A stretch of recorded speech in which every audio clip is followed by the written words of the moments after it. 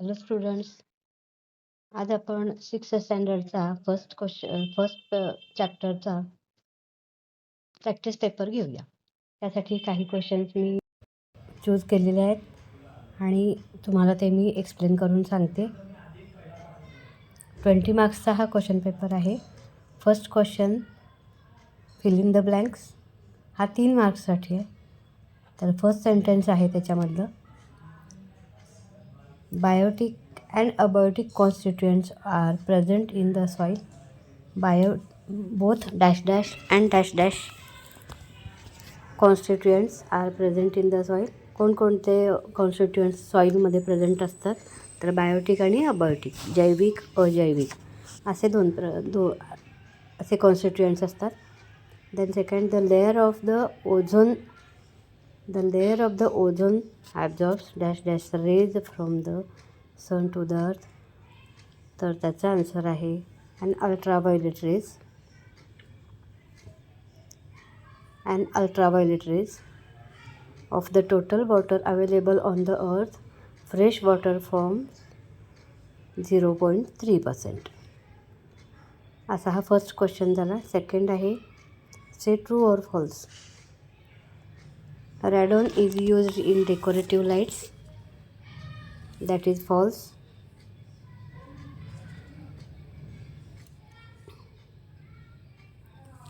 That is false.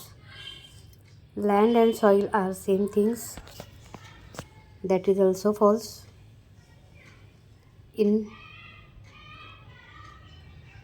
It takes about 1000 years to form 25 centimeter thick layer of soil. That is false. तर फक्त 1000 वर्ष लागत नाही, तर लाखो वर्ष लागतात 25 सेंटीमीटर थिक लेअर सॉईलचा होण्यासाठी. देन फोर्थ सेंटेन्स आहे, the water is in a lake called ground water. That is also false. तळ्यामध्ये असणाऱ्या पाण्याला ग्राउंड वॉटर म्हणतात का? तर नाही. तर जमिनीखाली असणाऱ्या पाण्याला ग्राउंड वॉटर म्हणतात. फर्स्ट क्वेश्चनमधला A-B झाला. आता क्वेश्चन 2 बघूया. Match the following. 2 बॉक्स आहेत. एका बॉक्समध्ये carbon dioxide, oxygen, water vapour, microbes. Then इकडच्या बॉक्समध्ये generation of soil, rain, plants and food production, combustion. तर याचे आन्सर्स मी खाली दिलेत. Carbon dioxide, plants and food production.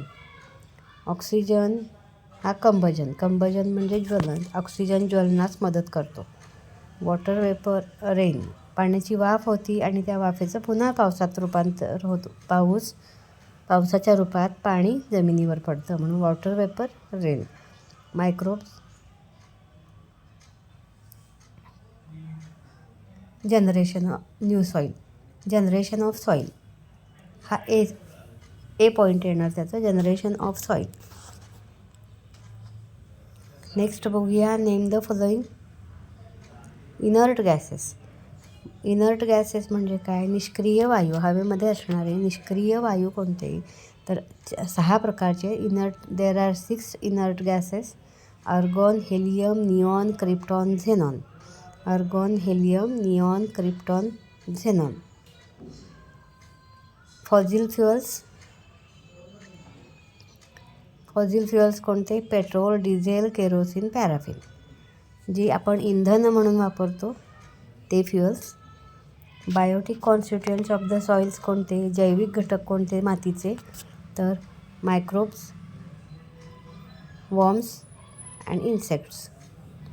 And constituents of the बायोस्फिअरचे कॉन्स्टिट्युएंट्स कोणकोणते घटक? Air, water and land. हे बायोस्फिअरचे कॉन्स्टिट्युएंट्स आहेत, बायोस्फिअरचे घटक आहेत. Question 3 explain. क्वेश्चन 3A आहे, explain. Natural resources. Air, water and land are available in nature which fulfil the basic needs of living things are called natural resources. निसर्गामध्ये आढळणारे air, water आणि land ते जे living थिंग्सच्या basic गरजा, मुख्य गरजा भागवतात त्यांना नॅचरल रिसोर्सेस असं म्हणतात. देन सेकंड आहे air pollution. Smokes directly mixes with the atmosphere. Smokes म्हणजे धूर. ॲटमॉस्फिअरमध्ये वातावरणामध्ये धूर हवेमध्ये डायरेक्ट मिक्स होतो. Disturbing the balance between the constituents of the air is called air pollution. Air pollution म्हणजे हवेचं प्रदूषण. धूर हवेमध्ये असणारे कारखान्यातून सुटणारा धूर वगैरे, वाहनातून बाहेर पडणारा धूर डायरेक्टली ॲटमॉस्फिअरमध्ये मिक्सेस होतो आणि कॉन्स्टिट्युएंट्स ऑफ हवेमधला बॅलन्स डिस्टर्ब करण्याला मदत करतो, म्हणून त्याला एअर पोल्युशन म्हणतात. देन नेक्स्ट क्वेश्चन आहे व्हाय इज इट सेड दॅट. असं का म्हटलं जातं? तर व्हाय इज इट सेड दॅटचा फर्स्ट आहे water is life. Water is life, पाणी म्हणजे जीवन, असं का म्हटलं जातं? तर त्याचे 3 पॉईंट्स आहेत महत्त्वाचे, लक्षात ठेवा. The blood of animals and SAP of plants. मनुष्याच्या शरीरातलं प्राण्यांचं रक्त आणि प्लांट्सचं सॅप म्हणजे साल, त्यामध्ये contains very high proportion of water. त्यामध्ये भरपूर प्रमाणामध्ये पाणी असतं. Living things can not survive without water. सजीव पाण्याशिवाय जगूच शकत नाही. Therefore water is life.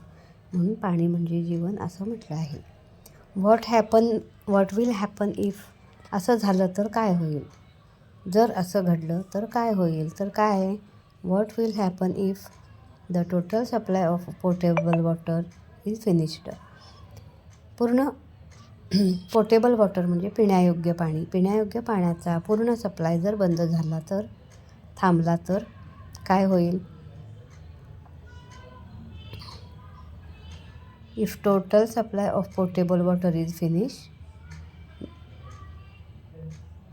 There will